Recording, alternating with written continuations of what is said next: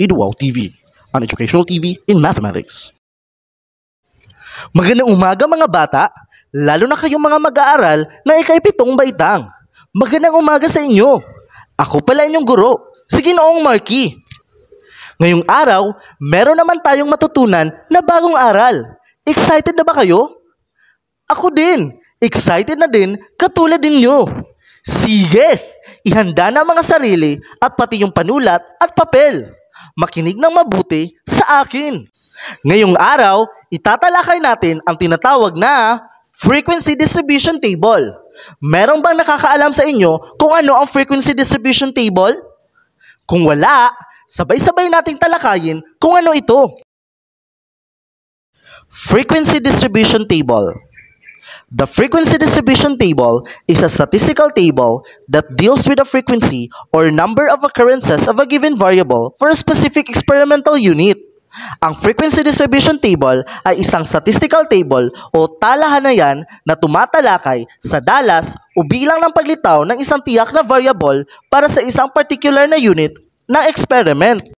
So ano pala ang tinatawag na statistical table? Ang statistical table o talahanayan ay ginagamit upang ayusin ang mga datos at nakatutulong din ito upang maipakita ang datos sa paraang grapikal. Sa Ingles, statistical table is used to organize the data and can also help us to display the data graphically. O ngayon, alam niyo na kung ano ang frequency distribution table. Ngayon, alamin naman natin ang mga bahagi ng ating frequency distribution table.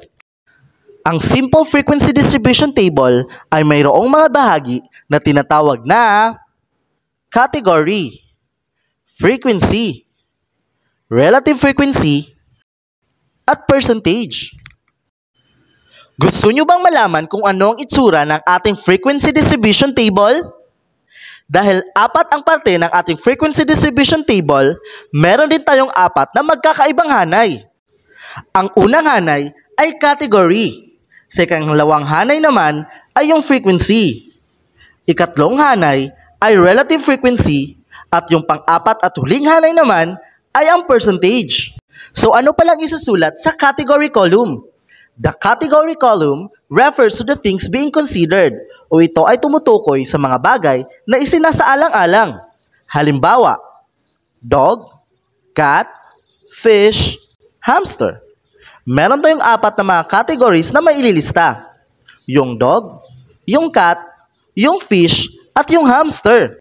So ano naman ang frequency?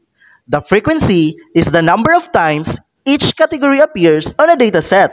Halimbawa, dog, dog, cat, hamster, dog, cat, fish, dog.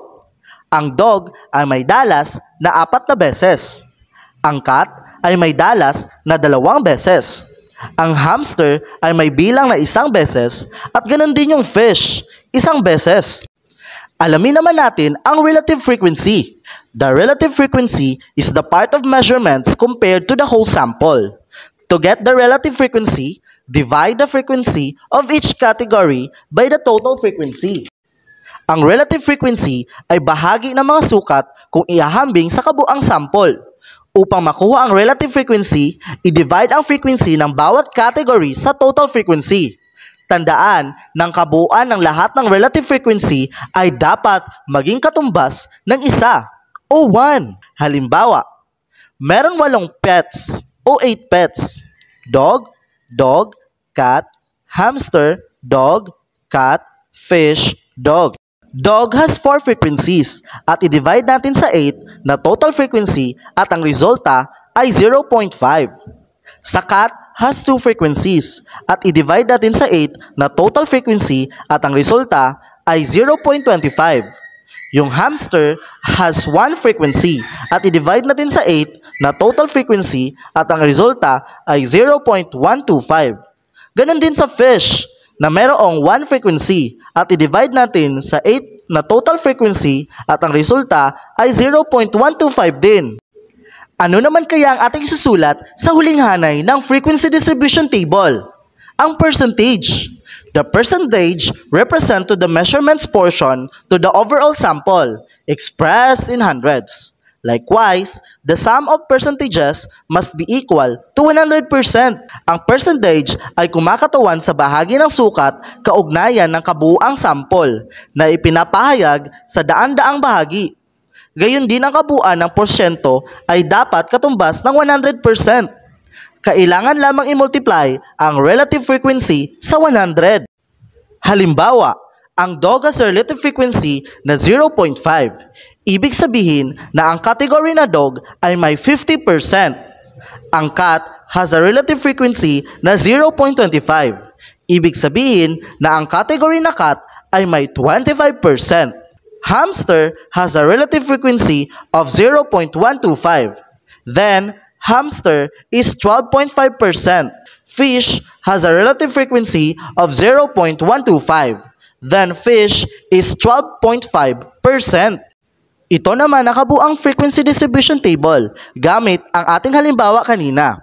Yung category ay nasa unang hanay. Yung frequency ay nasa pangalawang hanay. Yung pangatlong hanay ay relative frequency at yung pang-apat at huling hanay ay percentage.